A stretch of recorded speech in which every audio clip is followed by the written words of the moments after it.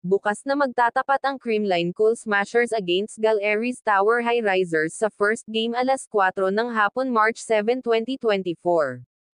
Sa second game naman magtatapat ang Signal HD Spikers vs Anxled Chameleons. Kampante ang kampo ng Creamline Cool Smashers na makuha nila ang ika-3 panalo bukas against Galeri's Tower High Risers sa PVL All-Filipino Conference NATO. Coach Sherwin Meneses expected strong performances for his team tomorrow March 7 against Galeri's Tower High Risers.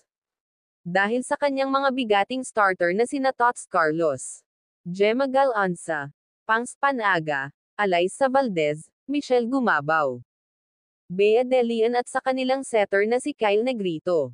Mataas ang kampiyansa ni Coach Sherwin Meneses sa kanyang mga starters lalong-lalo na kay Tots Carlos na kung saan nagtala ng kanyang season high last week against Akari Power Chargers.